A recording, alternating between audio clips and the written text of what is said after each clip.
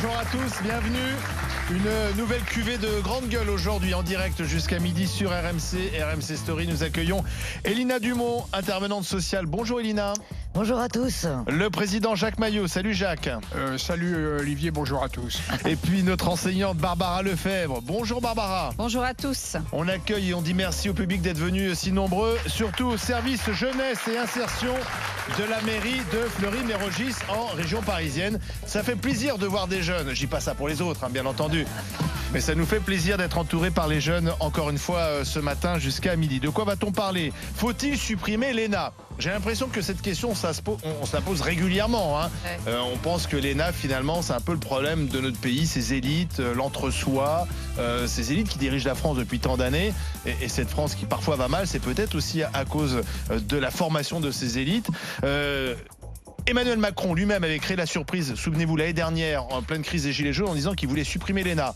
Un rapport a été remis au Premier ministre cette semaine qui dit très bien, supprimons l'ENA, mais créons une autre école. Bon, alors est-ce que... Changeons le nom. Voilà, on va changer le nom, mais est-ce que c'est la bonne solution? Faut-il supprimer l'ENA?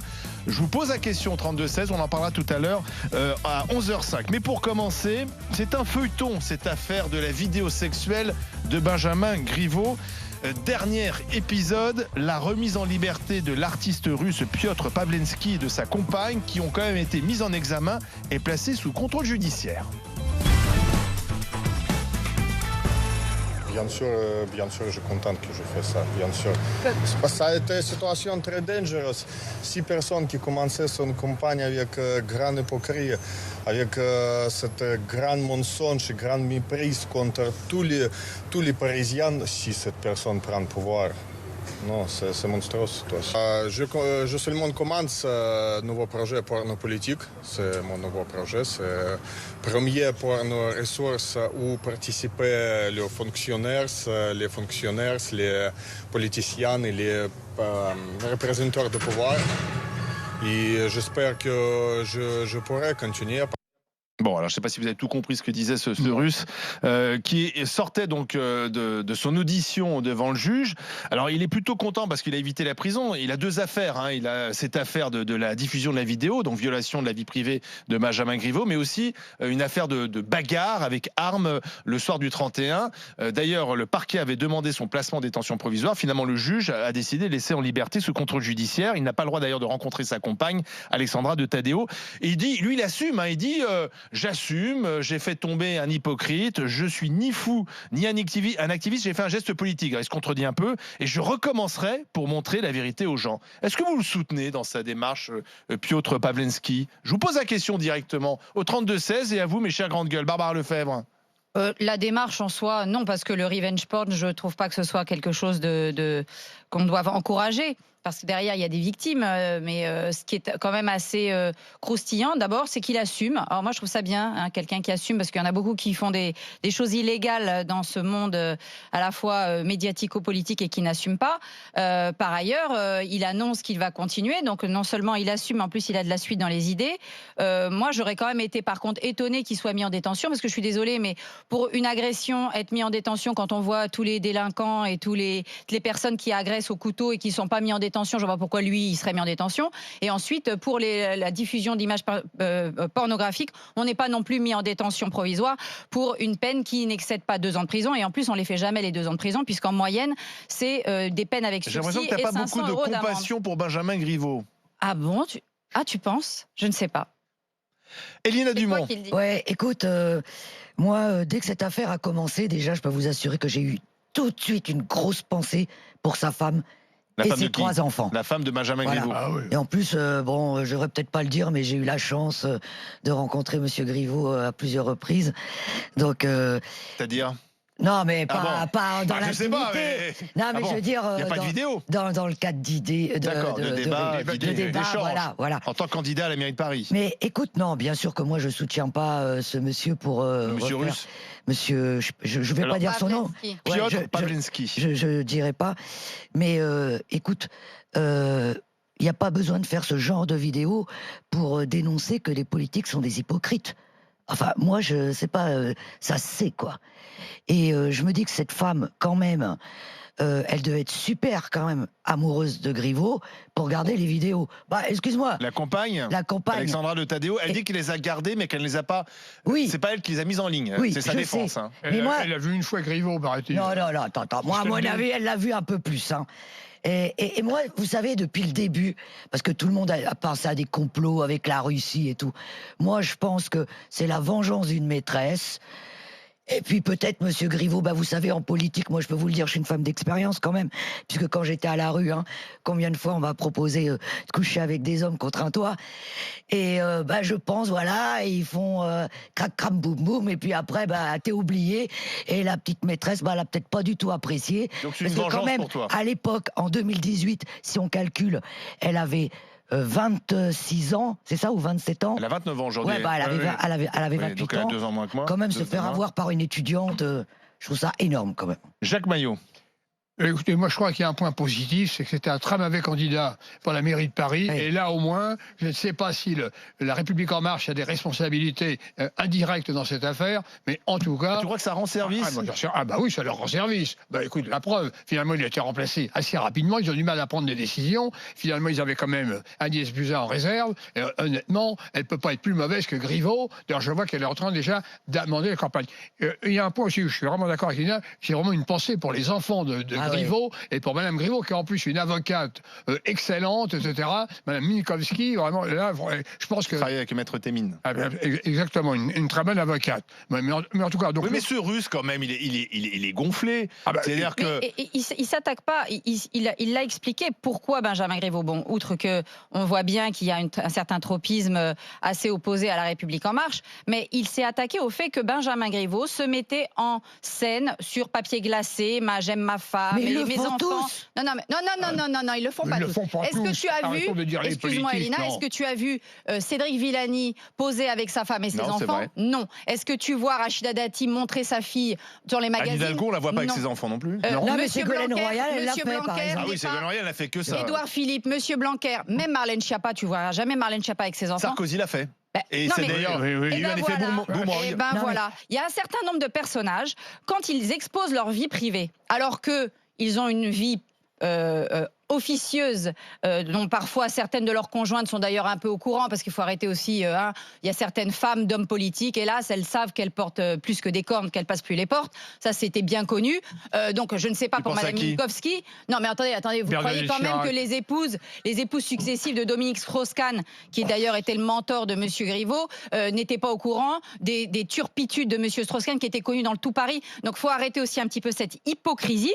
Et justement, avec les moyens de maintenant, qui sont Oui, mais enfin, assez c'est pas un d'ailleurs redresseur de délictuels. tort non plus, le Je russe. suis d'accord, les moyens sont délictuels, le revenge porn c'est un délit, donc ça ne se pratique pas, mais en revanche, là il a ciblé quelqu'un qui était un tartuffe. Mais il ne ciblera pas Monsieur Plavensky. Mais qui Demain, il est pour il risque pas de décider sortir des vidéos de Monsieur Villani ou de Monsieur Philippe. On s'en ficherait, on connaît pas leur vie Oui, mais privée. c'est très dangereux. Je veux dire, je veux bien que Griveaux ait été imprudent. Ah bah Je oui. pense que tout le monde est Imprudent d'accord. et hypocrite. Je veux bien que ce soit un mauvais candidat. Bon, Absolument, mais je persiste ici. personne ne mérite Ah non, qu'on c'est pas dévoile d'accord. contre son gré sa Bien vie sûr, privée. Olivier, bien sûr. Parce que vous dites, je Mais pense faut à pas sa donner femme. les bâtons pour Mais se si faire la mal. vidéo n'était pas sortie, tu ne penserais pas à la femme de Griveaux. Donc je veux dire, elle est humiliée aussi Bah, elle est- indirectement Bah oui, par ce bah qu'a oui. fait l'artiste russe. C'est comme ça que Donc je moi je trouve que quand même on transforme Griveaux en coupable et le russe en victime. C'est quand même Non, une non, inversion non, des attends. valeurs. Je vais Olivier, te je dire regarde- une chose, juste une chose. Il y a des femmes politiques qui sont humiliées sans que ça se sache effectivement par les réseaux sociaux. Vous avez des femmes politiques qui vivent les infidélités de leur mari, qui sont connues de tout le landerneau parisien médiatique Enfin, il n'y a pas que politique. les hommes et les Non, femmes mais politiques là, qui ce qui sont est dans grave pour Madame l'infidélité aussi. Minkowski, effectivement, c'est que ça a été révélé vraiment au grand public. Mais sinon, croyez bien qu'il y a des femmes politiques, elles savent très bien comment se comportent leur mari ou des hommes C'est politiques. leur problème, j'ai envie Eh de ben dire. oui. C'est pas notre problème. Non, mais Tout à attends. fait. Maintenant, ça se sait sur la place publique. On va Néanmoins, pas rentrer dans la découvre chambre à pas. coucher de Ouais, tous voilà. les hommes et Non, femmes mais politiques. Olivier, c'est ça d'accord, que je voulais mais, te dire. Quand tu parlais de culot, c'est vrai qu'il a quand même du culot, parce que en sortant, il ose dire moi je croyais qu'en France il y avait la liberté d'expression. Et moi je dis, ce mec il confond la liberté d'expression et la liberté de coucher avec qui on veut. Oui. Hein? Et surtout qu'il est content de profiter de cette liberté d'expression Ah en oui. France qu'il n'a pas en Russie. Olivier est avec nous au 32-16.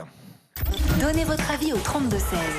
Les grandes gueules. Olivier de Bordeaux en Gironde. Bonjour, bienvenue dans les grandes gueules. Bonjour les grandes gueules, bonjour tout le monde. Alors, ce Piotr Pawlenski, est-ce que finalement vous soutenez son action? Je pose directement la question. Non, je ne peux pas soutenir son action. Monsieur Griveaux, il a le droit de faire tout ce qu'il veut de son corps, en privé, mais ça ne nous regarde pas. Ça ne regarde pas Monsieur Piotr. Je voulais poser une question à Madame Barbara Lefebvre. Elle vous écoute. Oui, oui, je vous écoute. Je vous donne un exemple. Vous avez un ami qui est médecin, qui fume, et qui dit à ses patients de ne pas fumer, et finalement, lui-même, il meurt du cancer. Vous allez dire quoi à ses enfants? C'est bien fait pour votre... c'est bien fait pour votre père parce qu'il était hypocrite. Il demandait aux gens de ne pas fumer pendant que lui-même il fumait.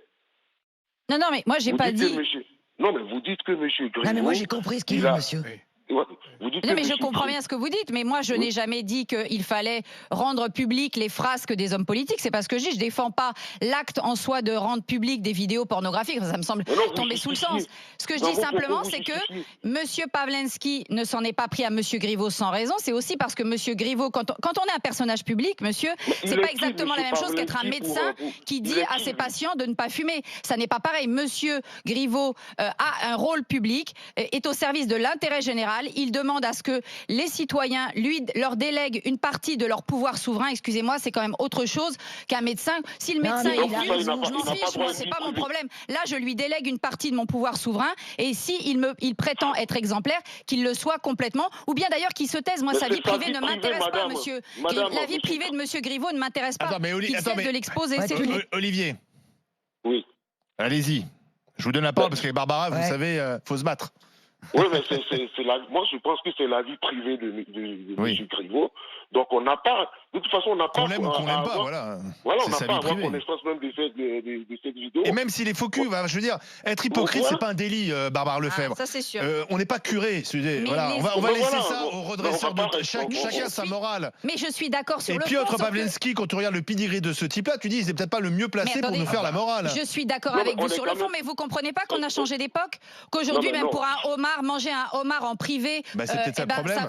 Mais non, mais vous êtes face aujourd'hui à Je suis une pas autre sûr- Est-ce que opinion ça publique. améliore la démocratie? Mais pas forcément, mais enfin, c'est l'entre-soi et le copinage et la cooptation au Mais ça sein a des toujours élites. existé. Non, mais Ça ça n'a n'encourage rien pas à non voir, plus la madame. Je démocratie, suis donc faut désolé. arrêter. C'est pas ça n'a uniquement rien à la voir avec vidéo de Piotr cette machin vidéo. qui va enrayer le cycle démocratique. Quand on voit la cooptation et le copinage dans les plus hautes sphères de l'État, là aussi c'est aussi grave et ça impacte aussi Non, la mais démocratie. quand tu donnes Faut des pas leçons, faire des d'accord. hiérarchies comme ça. hein. Barbara, Donc, quand tu donnes des leçons, parce que c'est ce qu'a voulu faire ce Russe, il faut avoir le cul propre, excuse-moi. Et quand tu vois ce que fait ce Russe, Ouais. par ailleurs, tu te dis c'est quand même gonflé que ce soit lui qui tout d'un coup nous explique ce ah qui bah est bien oui, ou c'est pas comme bien. Juan Oui, Branco puis qui est un l'éloge de la grand liberté gauchiste et qui d'expression mange fait au par le flore, hein, Russe. ça c'est sûr, et qui habite dans le 6e. Oui. Alors tiens, en parlant de Juan Branco, parce que vous savez que Juan Branco, il y a une polémique dans la polémique. Ouais. On se dit, merci Olivier, je vous remercie, merci d'avoir appelé au 32-16. Juan Branco, l'avocat, est-ce qu'il est partie prenante dans cette histoire? Est-ce que c'est le complice ou au contraire, est-ce qu'il était l'avocat du Russe? Et on l'aurait empêché d'ailleurs de défendre son client. Eh bien, on a appris ce matin que le bâtonnier de Paris avait demandé à Juan Branco justement de ne pas assurer sa défense en raison de son comportement et de son lien peut-être de complicité avec son client. D'ailleurs, le bâtonnier a saisi la commission d'enquête en déontologie pour juger des propos tenus par Juan Branco, où il s'associe avec les faits commis par son client. La charte de déontologie, rappelons-le, impose qu'un avocat ne soit pas en situation de complicité avec son client. Jacques Maillot. J'ai entendu le bâtonnier, mais il y a une chose, par ailleurs, il a dit qu'il n'y a pas de conflit d'intérêt. Alors, je comprends pas. Il n'y a pas de conflit d'intérêt, mais il peut pas défendre Pawlenski. J'avoue là-dessus, j'ai pas compris, j'ai pas trouvé que les arguments juridiques étaient percutants de la part du bâtonnier. Mais alors, comme il saisit bien sûr une commission, comme d'habitude en France, donc on aura le résultat dans quelques semaines, voire même dans quelques mois de la commission. D'autant plus que Juan Branco n'est finalement pas l'avocat et le Russe a dû trouver un autre avocat. De toute façon, il a pris un avocat qui est encore plus pugnace que Branco. D'ailleurs, entre parenthèses, le Russe, il est gagnant. Et de toute façon, en plus, comme Branco est son ami, il va avoir à la fois l'avocat plus les conseils de Branco. Donc, comme il est en liberté, il n'y a aucun problème. Juan Branco, qui est aussi l'un des personnages de cette ténébreuse affaire. Ce qui est intéressant, c'est que Juan Branco aussi, à sa façon, est un petit peu hypocrite. C'est quelqu'un qui est né avec une cuillère d'argent dans la bouche. Ça, c'est pas grave. Hein. C'est pas grave du tout. C'est pas grave. Mais oui, ça, c'est pas grave. Le discours gauchiste, pro-gilet jaune, il fait un bouquin de 150 000 exemplaires. Tant mieux pour lui. J'espère qu'il y a une partie des droits d'auteur qu'il va reverser à des associations, à des aides aux gens à la rue, à des aides aux enfants de l'ASE abandonnés. Mais j'espère que Juan Branco, qui est un grand défenseur de la cause du peuple, viendra donner une partie de ses émoluments ou invitera quelques SDF du boulevard Saint-Germain à déjeuner avec lui au Flore. Voilà, donc on vit quand même dans un monde de grande hypocrisie. On a les hypocrites d'un côté, les hypocrites de l'autre. Si ça se trouve même, Monsieur Branco, un jour ou l'autre, a déjeuné avec Monsieur Griveaux et peut-être que Monsieur Griveaux lui avait pas... parce qu'apparemment... mais ça Juan encore, Branco, il a le droit. On peut quand même déjeuner. C'est pas ça, c'est que... Si moi, j'ai bu un coup avec Monsieur Griveaux. Oh là là, c'est bien. Il y a dit des images. Ce que je veux dire, c'est que par exemple Aurélie Filippetti, elle raconte que Juan Branco était dans son cabinet, qu'ensuite au cabinet ministériel, qu'il a voulu être chef de cabinet, elle lui a dit non, et que là il a été assez menaçant, lui disant de toute façon je t'aurai, j'ai enregistré des trucs à ton insu, etc. Donc on voit que c'est le personnage un peu trouble. La déontologie, la déontologie d'avocat est pas topissime chez lui. Après voilà, c'est un militant, des avocats militants, il y en a plein sur la place de Paris, mais il est lui-même un petit peu plein d'ambiguïté. Alors, je vous pose la question, est-ce que l'artiste russe qui assume, qui sort hier, il a été voir le juge, il sort du bureau et dit moi j'assume et je suis prêt à recommencer, est-ce que vous le soutenez? Dans un instant, iSide2 au 32-16 nous donnera son opinion. À tout de suite sur RMC Story avec vos grandes gueules. RMC 9h midi. Les grandes gueules.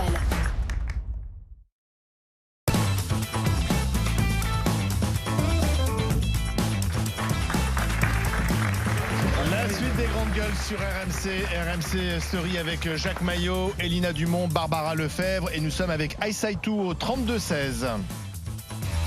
Donnez votre avis au 32-16. Les grandes gueules. Direction la Vendée, Saint-Jean-de-Mont. Bonjour iSide2. Bonjour Alors, les grandes gueules. On s'intéresse au cas Piotr Pawlenski, cet activiste russe, même s'il se défend d'être activiste, il dit qu'il est artiste, mais qui en tout cas a en quelque sorte piégé Benjamin Griveaux en publiant des vidéos à caractère sexuel et qui assume, mise en examen, placé sous contrôle judiciaire et dit moi j'assume, je ne suis pas fou, je recommencerai pour montrer la vérité aux gens. Est-ce que vous le soutenez ? Non, je soutiens pas du tout cet homme. Et pour moi, c'est un activiste. C'est pas un artiste, c'est un activiste, quoi. Et quand j'entends Barbara, c'est vrai, je suis assez choquée. Bon, je sais qu'elle aime pas trop la République en marche, mais parfois il faut condamner les choses, quoi. C'est un peu, je suis désolée pour la famille, mais en même temps, voilà. Donc c'est pas parce qu'on est politique qu'on doit plus avoir de vie privée. Voilà. Et moi je comprends pas du tout la remise en liberté de cette personne. Il a déjà été condamné une première fois à 3 ans. Il a fait qu'un an ferme et je pensais en fait que les 2 ans qui restaient, c'était du conditionnel, mais au cas où s'il fait une bêtise, il retourne en prison. Oui. Il a quand même agressé quelqu'un le 31 décembre. Enfin, il dit que c'est pas vrai, lui. Et il dit qu'il s'est défendu. Oui. Voilà. Il dit devant la caméra que je n'ai pas utilisé de coup de couteau, mais j'ai tabassé quand même. Donc c'est une bagarre. Non, c'est ce que je disais tout à l'heure. Voilà, c'est vrai qu'il a un pédigré quand même. Est-ce qu'il est le mieux placé pour donner des leçons et jouer les redresseurs de tort? Voilà, c'est ça. Il brûle en plus une façade d'une banque de France. Oui, il a brûlé la façade d'une banque. Voilà. Et honnêtement, je comprends pas ce qu'il fait encore en France, quoi. Mais alors, c'est très compliqué d'expulser un réfugié politique. Une fois qu'on accorde ce statut à quelqu'un, il faut vraiment... Alors, on m'a expliqué, un avocat m'a expliqué hier, une avocate, même sur BFM TV, m'a expliqué qu'il fallait commettre un crime épouvantable pour être expulsé. C'est-à-dire qu'on accueille... Et alors, la personne peut faire à peu près ce qu'elle veut, en fait. C'est assez étonnant. C'est n'importe quoi. Quand je dis qu'en France... plus personne ne respecte les lois. Et voilà. Et en plus, même lui-même, il était étonné d'être mis en liberté. En fait, il aurait limite préféré il aurait voulu se victimiser. C'est sûr qu'en Russie, il n'aurait pas été en liberté. Il parle que c'est une affaire politique, on veut le faire taire. Il semblait même être déçu, en fait. Parce que peut-être que la prison... Il était déçu, voilà. Mais je comprends pas, le parquet demande autre chose, le juge fait autrement. Mais non, mais ça prouve qu'un juge d'instruction est libre quand même, ça c'est un point positif. Oui, mais c'est pas ce que disait Juan Branco, comme quoi ça démontre aussi cette affirmation. Oui, voilà, bon, ça c'est vrai, mais comment vous voulez que les gens respectent les lois, se comportent bien, si il y a rien, quoi. Le gars, c'est pas la première fois qu'il a son infraction, il est quand même remis en liberté, quoi. Et il veut Excusez-moi. recommencer. Et en plus, Moi, il je- le dit Et il devant veut les recommencer, caméras. c'est ce qu'il dit. Et Voilà, madame, il dit il va recommencer. Madame, Moi, je suis je- sûre que ce qu'il va faire, ça va être encore pire même. Aïssatou, Oui. je suis tout à fait Elina d'accord Dumont. avec vous parce que moi, vous savez, je pense à tous ces jeunes qui ont des histoires de ouf quand vous regardez Facebook. Ils se vengent par la nudité. J'ai couché avec un tel. Ils se sont pris en photo. Tous ces jeunes qui actuellement ont entre, on va dire, 15 ans et 25 ans. Bonjour l'exemple, quoi. Bah Si, oui. si lui, C'est lui, finalement, il risque rien. voilà, les jeunes, ils vont Il y a un dire, sentiment les d'impunité. jeunes, ils vont dire, qu'est-ce qu'on risque nous? Mais là, Bah oui, parce que déjà, en plus, lui, là, il risque 2 ans pour ça, pour cette affaire. Bon, il n'en Mais il le fera pas. Mais 2 ans, il il le ne fera fera pas. pas, il ira jamais en Il le prison fera pour pas. 2 ans. qu'il y On n'y va il y pas. aura une amende de 60 000 euros. Mais il a été condamné aussi en Russie à une amende, je crois que c'était 40 000 euros. Il a dit devant le juge qu'il ne payerait pas cette amende. Il ne l'a jamais payé. Donc, vous croyez que c'est chez nous qu'il va payer aussi cette amende-là? excusez-moi, et ça et tout, moi j'entends très bien ce que vous dites, mais je me demande si vous n'êtes pas aussi un petit peu naïve sur le fonctionnement de la justice, parce que je ne sais pas si vous savez qu'en France, la plupart des gens qui sont accusés et qui sont condamnés à payer des amendes ne les payent pas, Bah oui, mais- ça, par je exemple, sais. et que certains qui doivent purger des peines ne les purgent pas. Bah Donc oui, mais alors le Bah, système, vous voyez, le système dysfonctionne, C'est le vrai. système Bah oui, dysfonctionne, il y en a qui purgent et donc peine, il quand même, hein. dysfonctionne pour Monsieur Il y a Plat. quand même du monde dans les prisons puisqu'elles sont Voilà. surpeuplées. Oui, non, mais vous avez Voilà. énormément de peines qui ne sont pas purgées. Vous avez énormément de gens qui ensuite, d'ailleurs, viennent se pavaner dans les médias. Je ne citerai pas de nom, mais qui ne payent pas les amendes qu'ils doivent, notamment, par exemple, à des policiers qui les ont condamnés, qui les ont fait condamner. On en reparlera. Donc, il va falloir effectivement un petit peu de logique et de cohérence. C'est-à-dire que Monsieur Piotr Pawlenski bénéficie d'une façon, comme vous l'avez l'air de le penser, de dysfonctionnement du système judiciaire, qui est un dysfonctionnement Pourtant, quand qui tu fonctionne écoutes- pour bien d'autres Oui, gens. mais alors, ce qui Voilà. est amusant, c'est que quand on écoutait Juan Branco et même son avocat, là, celui qui est vraiment son avocat, on a l'impression qu'il est victime d'une machine judiciaire, etc. évidemment. Et lui-même dit, ben non, moi je suis libre, je suis même surpris. Donc on voit bien que on tente chaque fois de nous faire croire que nous vivons dans un pays où règne l'arbitraire, la dictature, etc. Non, finalement, on est dans un état de droit et comme tu lui dis toi-même, ça ne méritait pas le placement en détention provisoire, ce qu'il a fait. En même temps, ça lui fait pas peur puisqu'il dit je vais recommencer. Donc ça montre bien quand même que la loi ne fait plus peur. Par Oui, mais contre, Olivier, non, juste un truc. Si vraiment il a vraiment des vidéos de d'autres personnes, j'imagine le nombre de mecs Qui flippent. qui doivent flipper, qui doivent se dire. Mais vous y croyez vraiment à ça? Vous y croyez vraiment il aurait des vidéos? Ah, bah, Et moi, alors, j'y comment crois. il les aurait obtenues à Voilà. chaque fois? Peut-être Moi, d'autres de j'y crois. Griveaux, je sais pas. Vous y croyez à Saitou? Oui, moi j'y crois. Et en plus, déjà, même, il y en a même un qui s'est déjà, qui a devancé tout le monde. C'était Gaspard Ganzer pour dire qu'il avait déjà qu'il avait été contacté par cette femme. Donc, Oui, je pense que c'est vrai. il a un peu Énorme. flippé et qu'il y a d'autres personnes aussi qui doivent avoir peur. Donc, Oui, moi aussi, moi, j'espère j'imagine. que quand ils ont récupéré ces ordinateurs, qu'ils ont réussi à récupérer certaines vidéos. Mais bon, j'ai des doutes et je me méfie là de Juan De la- Branco là. Voilà, donc je suis sûre que lui, il détient aussi des trucs. Ils ont dû quand même se protéger. Ils ont dû placer des vidéos, remettre. Oui, mais alors des dans ce vidéos cas-là, à ça voudrait certaines dire que personnes. Alexandra Voilà. de Taddeo a piégé d'autres hommes politiques. Elle dit Ah non, mais que c'est c'était pas pas ce qu'elle vrai. dit. Non, non. Bah, parce qu'elle À a d'autres déjà femmes. elle se défend, elle dit c'est pas elle qui a posté, mais c'est un peu bizarre quand même qu'elle ait contacté Oui. d'autres personnes avant, quoi. Oui, Donc, moi je trouve ça bizarre. Et puis l'idée qu'elle ait enregistré ces vidéos, pourquoi faire? Oui, Et c'est comme ça, par hasard, ouais. ces vidéos se retrouvent en ligne. De toute façon, c'est sa Bah oui. défense et on verra ce que dit l'enquête. Bah, c'est un peu bizarre. Et moi, le Juan Branco, je ne supporte plus ce monsieur-là. En plus, il dit devant les caméras, je suis son avocat, alors qu'il n'est même pas son avocat. Il adore être devant l'objectif. Vous croyez comme ça. qu'il aime bien les médias, Juan Branco? Ah, si,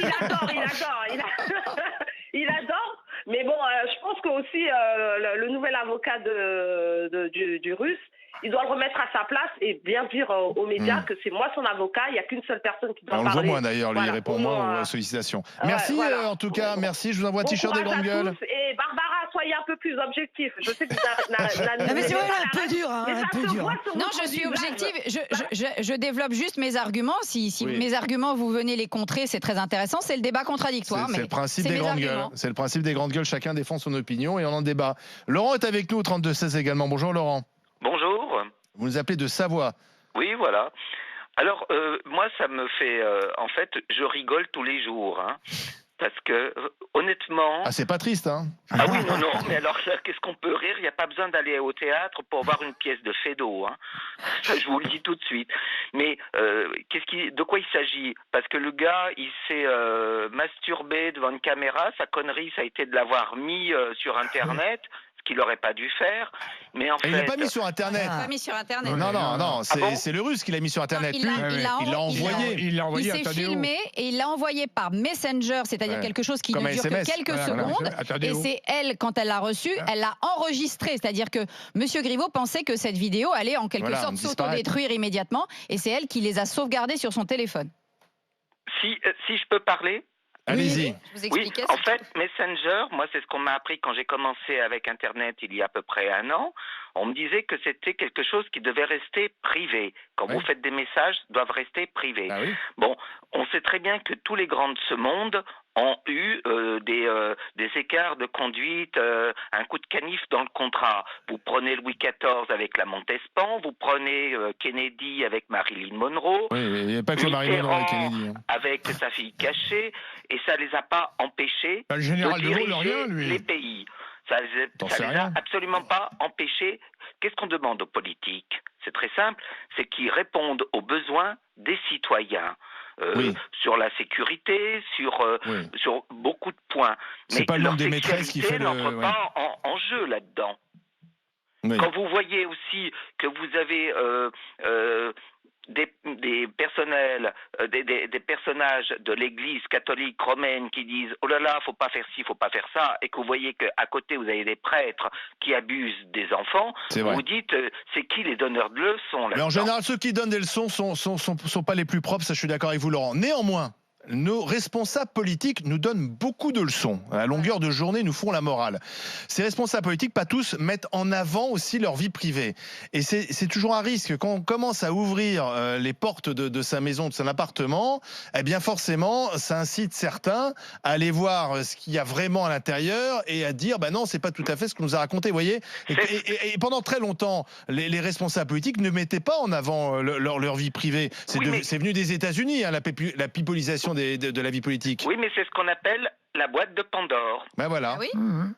Mais vous savez, Laurent, vous avez évoqué Mitterrand, mais François Mitterrand, Jacques Chirac, même Jacques Chirac, parlons pas de Pompidou, qui a été aussi victime de fausses rumeurs concernant sa vie personnelle.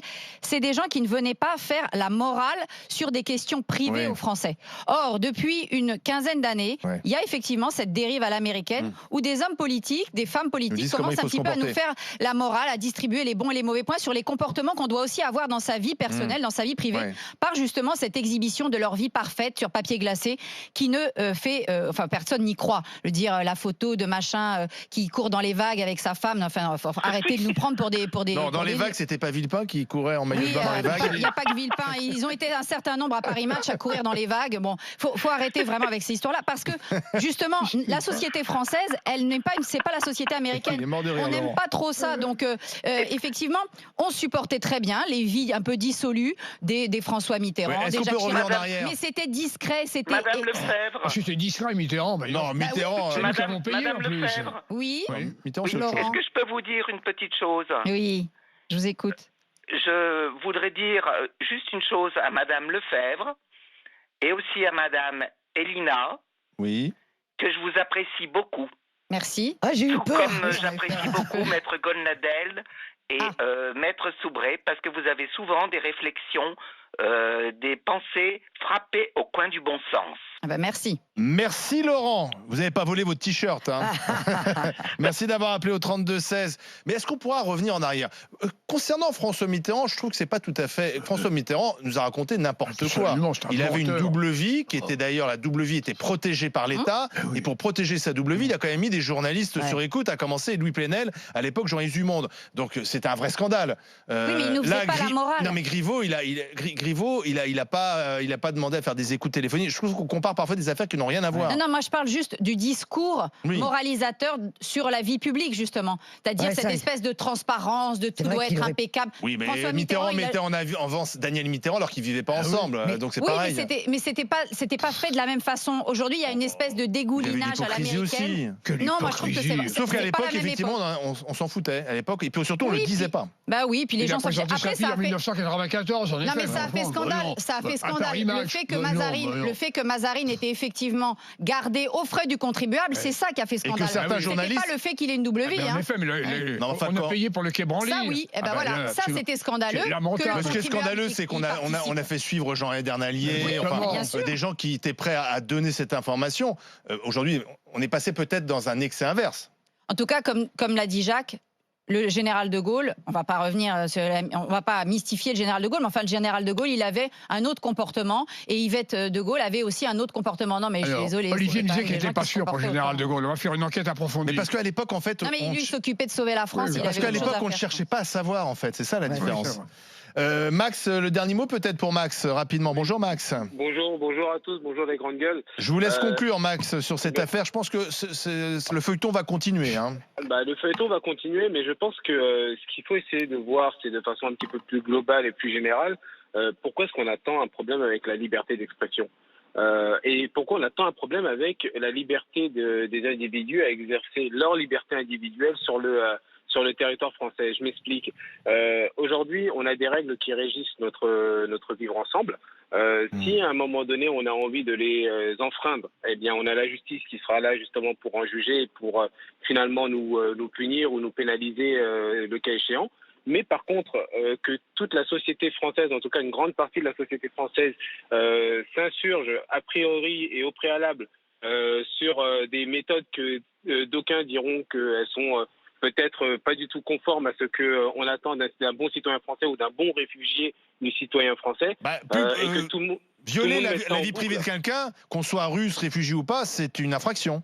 C'est une infraction, mais c'est à la justice de déterminer que ce soit une infraction. Mais que tout le monde en boucle fasse tourner l'idée que de toute façon la personne est coupable et qu'elle n'a du coup plus aucun droit est tout simplement insupportable pour moi. Je ne suis absolument pas du tout un partisan. Vous trouvez qu'on juge ce russe avant même la justice? Mais bien évidemment. Alors tout le monde le fait tourner en boucle justement sur, alors j'allais dire les chaînes info, mais c'est un peu le coupable idéal, mais sur un petit peu tous les plateaux télé et dans toutes les différentes discussions en France.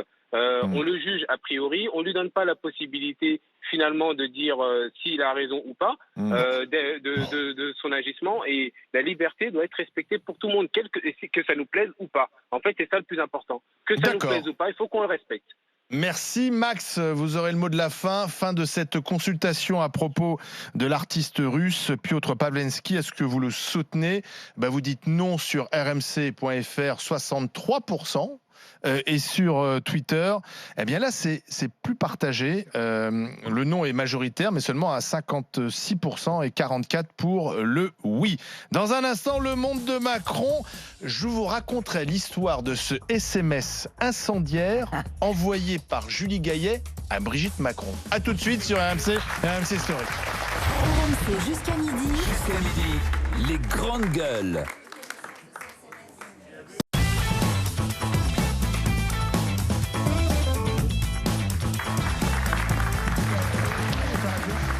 Les grandes gueules en direct sur RMC Story avec Jacques Maillot, Elina Dumont, Barbara Lefebvre. Tout à l'heure, c'est le premier adjoint d'Anne Hidalgo, directeur de campagne de la maire de Paris, qui se présente pour se succéder à elle-même. Emmanuel Grégoire qui passe le grand oral. Tiens, on lui demandera s'il a peur de la candidature d'Agnès Buzyn à 4 semaines, moins de 4 semaines du premier tour. Et Emmanuel Grégoire face aux grandes gueules. On a d'autres questions également sur les finances de la ville, Jacques, notamment.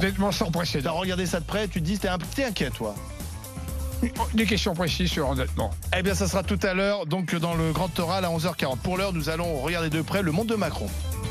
RMC. Les grandes gueules. Ce que je veux, c'est que vous alliez le faire gagner. Le monde de Macron. Vive la République, vive la France.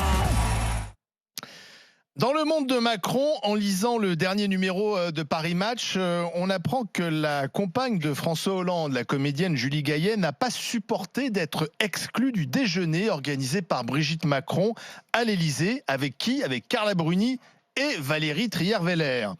Et elle ne se serait pas privée de le faire savoir directement à l'actuelle première dame. On sait que entre les Hollande et les Macron, c'est pas la grande ambiance. Hein. Eh bien, la preuve en est, c'est que quand Brigitte Macron décide d'organiser un repas avec les anciennes premières dames, elle oublie d'inviter Julie Gaillet. Et Julie Gaillet aurait envoyé directement un SMS incendiaire à Brigitte Macron en ne comprenant pas pourquoi Valérie Trierweiler, l'ancienne compagne de François Hollande, était invité à cette réunion de premières dames. Alors, suite à la publication de cette information, Julie Gaillet, bien sûr, a démenti. Est-ce que vous croyez à ça, ce SMS incendiaire que Julie Gaillet aurait envoyé, Jacques ? Et je pense que Brigitte Macron a du bon sens. C'était peut-être difficile de réunir au cours de ce déjeuner à la fois Gaillet et Trierweiler. Je pense que Gaillet aurait aimé qu'elle soit invitée, mais pas Trierweiler. Mais pas Trierweiler. À mon avis, si Gaillet était invité, Trierweiler ne venait pas. Donc finalement, c'était vraiment cornélien pour Brigitte Macron. Non, le mieux, ça aurait été pas faire de déjeuner du tout, on aurait fait des économies. Non mais et surtout, alors si il avait fallu inviter Julie Gaillet, qui on le rappellera n'a en rien une ex-première dame. Hein. Oui, elle n'a jamais été officiellement première non, dame. Jamais, on l'a jamais vue à l'Élysée ni sur le perron, etc. Donc si elle y était et qu'elle vivait en plus à l'Élysée sur le dos du contribuable et qu'on le savait pas, ça c'est bien. Donc merci Madame Julie Gaillet de nous informer. Mais nous on pensait qu'elle n'était pas du tout mêlée au pouvoir. Donc ça c'est une chose. Elle n'était pas première dame. Deuxièmement, dans ce cas-là, Brigitte Macron, elle aurait dû inviter aussi Cécilia, l'ex-Cécilia Attia, ex-Sarkozy.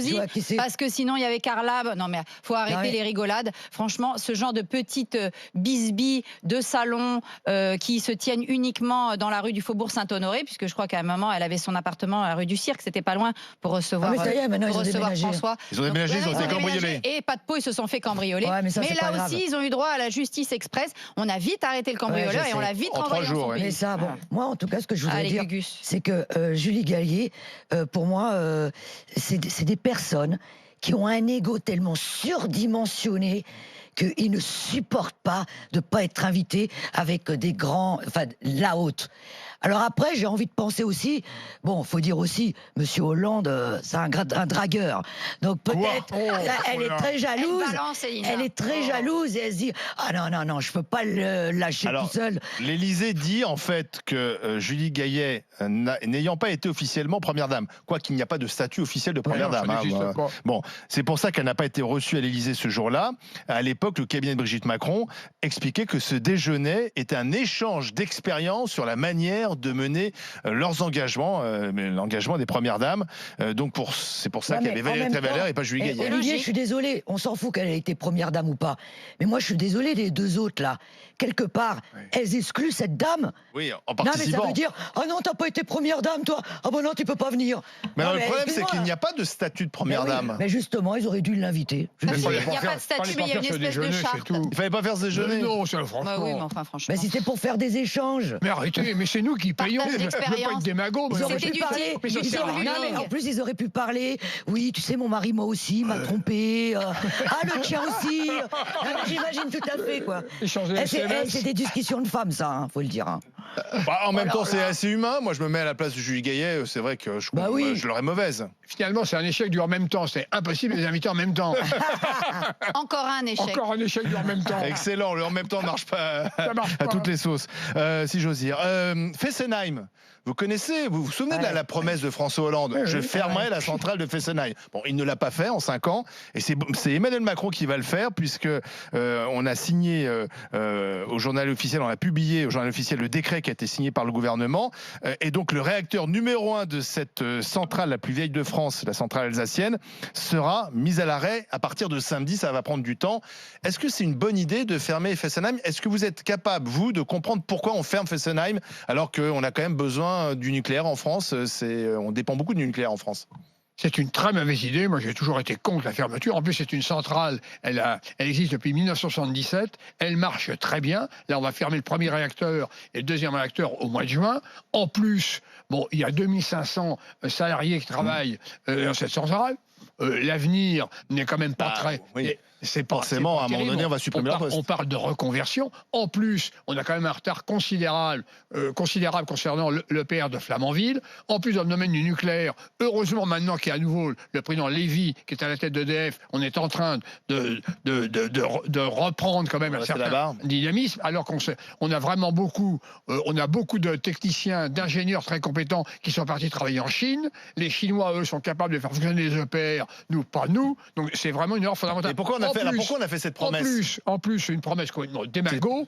Pourquoi ? C'est pour faire plaisir aux écolos. En plus, on a encore des centrales à charbon. Je signale qu'en France, on a encore 3 centrales à charbon. Alors commençons par fermer les centrales à charbon avant de toucher au nucléaire. Le nucléaire, c'est vraiment un point positif du général de Gaulle. Et finalement, après, la gauche a suivi la politique de Gaulle. C'est une erreur fondamentale. On entend maintenant certains écolos dire mais on a encore besoin du nucléaire. Si on veut arrêter le carbone, on ne pourra pas à la fois arrêter le carbone et arrêter le nucléaire. L'énergie décarbonée, c'est le nucléaire, ça c'est sûr. Et donc c'est une bêtise de fermer Fessenheim ? Oui, c'est une bêtise de fermer Fessenheim. Mais c'est une vieille centrale. Il y a aussi à un moment donné un risque aussi d'accident. C'est une centrale mais qui fonctionne. Alors que je vais vous dire, les éoliennes qui nous défigurent les paysages naturels, ça a une quinzaine d'années d'existence. Ces horreurs qui non seulement défigurent le paysage, produisent rien du tout en termes d'électricité, et en plus, il faut des métaux rares qu'on appelle les terres rares, qui sont un ensemble de métaux très, très variés pour construire ces éoliennes qu'en plus on n'arrive même pas à démanteler, parce que allez voir en Californie les près de 15 000 éoliennes qui sont en train de rouiller et de pourrir dans le paysage, c'est immonde,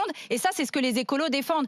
Les terres rares, ils se posent des questions de savoir comment les mineurs qui vont aller les extraire sont contaminés, les populations environnantes contaminées, les éléments radioactifs produits par l'extraction des terres rares. D'accord, est quand même moins dangereuse qu'une centrale nucléaire. Mais pour produire les éoliennes, pour produire les voitures électriques, pour produire les smartphones, il faut des terres rares. Donc que les écolos se penchent sur ces vrais problèmes, qui non seulement les éoliennes nous défigurent le pays, non mais parce que pendant un certain temps, EDF s'est mis à nous dire on va mettre des éoliennes partout. Ils continuent, il paraît qu'ils veulent en mettre d'autres en Seine-et-Marne. Il n'y en a pas assez en France, semble-t-il. Ça suffit. Non mais il n'y en a pas assez. Par rapport à nos voisins européens, non mais au on est contraire, en retard. il faudrait toutes les enlever. C'est monstrueux déjà. On a les pylônes électriques. Oui, mais on ne peut pas s'engager à décarboner. J'aimerais des grandes mesures, des grands projets de travaux publics pour enterrer toutes les lignes de haute tension pourries qui nous défigurent les paysages. Oui. Non, au lieu de ça, on veut nous mettre des éoliennes et fermer des centrales électriques qui nous permettent d'être excédentaires en termes de production électrique. Enfin, vraiment, on marche sur la tête. Elina Dumont, Fessenheim, il ne fallait pas fermer ? Écoute, moi, en fait, il y a un truc que je ne comprends pas parce que c'est incohérent. D'un côté, on veut fermer cette centrale alors que tout ce que me dit Jacques, je crois. Mais il t'a convaincu. Je ne dis pas de bêtises sur ce sujet. Non, mais je lui ai demandé si elle était détériorée et tout. Il m'a dit non, elle est nickel. Et non, elle respecte les normes, c'est très contrôlé. Il y en a certaines, il paraît qu'elles sont quand même. Non, c'est très contrôlé, pardon, une parenthèse. Oui, mais c'est vrai que notre parc nucléaire est vieillissant. Voilà, c'est que certaines centrales n'étaient pas faites pour durer aussi longtemps. Mais une autorité de sûreté nucléaire totalement indépendante qui fonctionne très bien. L'incohérence qu'il y a, c'est que d'un côté, on veut fermer ça, la centrale nucléaire, et d'un autre côté, tous les jours, j'entends les gens qui sont contre les éoliennes. Donc, on fait comment ? Non, parce que le nucléaire, il faut absolument continuer aussi à innover, non seulement sur le nucléaire, mais sur des autres modes alternatifs. Mais comme on s'est engagé à moins dépendre du nucléaire. Oui, mais on a un lobbying écolo qui, pendant longtemps, le lobbying écolo nous a cassé les oreilles avec les éoliennes, et ils ont privé les pouvoirs publics aussi, parce que certaines ONG ont trusté à la fois leur lobbying vers les pouvoirs publics. On s'est privé de recherche dans l'innovation pour trouver d'autres alternatives au nucléaire que de nous faire des éoliennes qui produisent. Si on laisse de côté les éoliennes et si on revient sur l'histoire de Fessenheim, pourquoi on fait ça ? C'est politique uniquement ? On marche, il y a bientôt les élections. C'est pour plaisir aux écolos. C'est toujours pareil de ce côté-là. C'est toujours En Marche cherche à draguer du côté des écolos. Ça n'a pas empêché Nicolas Hulot de partir. En plus, regardez ce qui s'est passé quand même en Allemagne. En Allemagne, ils ont arrêté le nucléaire. Il y a des centrales à charbon, mais ça pollue à mort.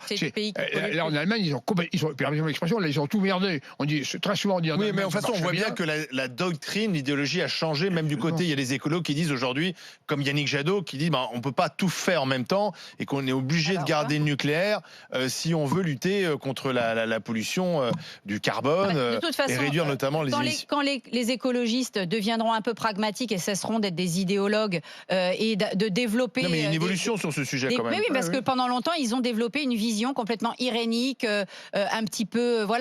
parce que le nucléaire pose des questions. Alors que l'écologie, c'est une question question majeure. Oui, mais Barbara, on peut pas faire comme si le nucléaire, ça pouvait pas aussi inquiéter. Il y a des questions de Bien sûr que ça sécurité. inquiète. Bah, évidemment. La France est très dépendante du nucléaire, puisque ça a été d'ailleurs le choix du général de Gaulle en termes d'indépendance énergétique, de miser à fond sur le nucléaire. Et l'objectif, quand même, de réduire un peu nos dépendances au nucléaire, ne paraît pas complètement dingue. Mais encore une fois, je suis d'accord, il faut pour cela investir massivement dans l'innovation au lieu de s'enticher de lubies écolo qui ne fonctionnent pas. Et on a cité les éoliennes, mais on aurait pu en citer d'autres. Des espèces de choses qui, sur les 20 ans qui viennent de s'écouler, on voit que ça ne fonctionne pas. Tout cet argent, il aurait dû être mis dans l'innovation. Il y a des pays dans le monde, des pays beaucoup plus petits que la France, qui ont des capacités démographiques beaucoup moins importantes et qui misent tout sur l'innovation. Nous, on passe notre temps Qu'est-ce que tu proposes, toi, Barbara? Centrale hydraulique. Centrale hydraulique. Les centrales hydrauliques, travailler beaucoup plus avec la puissance marine. Il y a des choses qui sont possibles de voir. Et puis même dans le nucléaire, il faut aussi des nouvelles générations de centrales et réfléchir beaucoup plus au renouvellement et au recyclage des déchets radioactifs. Ça, c'est vrai, ça marche. C'est l'innovation, tout ça. Chaque fois qu'un pays est plus à taille humaine, c'est toujours plus simple quand même de mettre des choses comme ça en place qu'un pays quand même où il y a 66 millions d'habitants. C'est comme plein d'autres choses, c'est comme les transports, c'est plus facile. Mais en tout cas, on peut dire merci au général de Gaulle de nous avoir permis d'être indépendants en termes d'énergie. Arrêtez avec ce général de Gaulle, mais j'en peux plus, moi. Excuse-moi, les grandes infrastructures du pays, c'est lui. C'était aussi une autre époque, c'était les 30 Glorieuses. Ça n'a pas eu que ses bons côtés, parce que quand on pense aux dégâts dans le domaine agricole, ça par contre, ça n'a pas eu des beaux résultats. François Mitterrand qui avait dit le contraire pendant sa campagne électorale, mais arrivé au pouvoir, il a touché à rien. Donc jusqu'à là, c'est bien. François Hollande avait dit qu'il fermerait Fessenheim, mais il l'a pas fait. C'est Macron qui le fait finalement. Là, pour le coup, il redevient le fils spirituel de François Hollande. La boucle est bouclée. En tout cas, c'est le réacteur numéro 1 et ça va mettre du temps. Le réacteur numéro 2. Parce que en fait le problème c'est qu'on ne sait pas comment faire. On ne l'a jamais fait d'arrêter une centrale nucléaire et de reconvertir le site. Donc c'est aussi une première. Alors c'est vrai que certains disent que ça va coûter très cher d'arrêter les centrales, mais en même temps ça va donner du boulot. Ceux qui travaillaient sur la centrale vont maintenant travailler à supprimer cette centrale jusqu'en 2040. Et j'espère qu'on n'enverra pas nos déchets radioactifs à l'autre bout du monde pour leur demander à des gens du Bangladesh ou de je ne sais où de recycler. Non mais dernièrement, on s'est fait renvoyer des tonnes et des tonnes de produits toxiques. C'est aussi ça le problème du nucléaire, ce sont les déchets. Et ben voilà, qu'on les recycle ici, hein, déjà. On va voir. Tu les veux dans ton jardin? Non mais je suis désolée. Non mais je suis désolée. On décide de faire quelque chose comme ça. On ferme une centrale. Il faut tout recycler, qu'on le fasse chez nous. À nous d'assumer. Bah ouais, faut assumer. Allez, dans un instant, mes chères grandes gueules, je ne sais pas si vous avez bien écouté ce qu'a dit Emmanuel Macron, qui a annoncé des mesures pour lutter contre le séparatisme islamiste. Il veut notamment lutter contre les influences étrangères. Il veut des imams français. Il veut contrôler le financement des mosquées. Il veut arrêter que les Turcs nous envoient des profs pour enseigner le turc en France. Est-ce que ce sont des bonnes mesures? On y revient dans un instant sur RMC Story dans les grandes gueules. RMC, 9h midi. Les grandes gueules.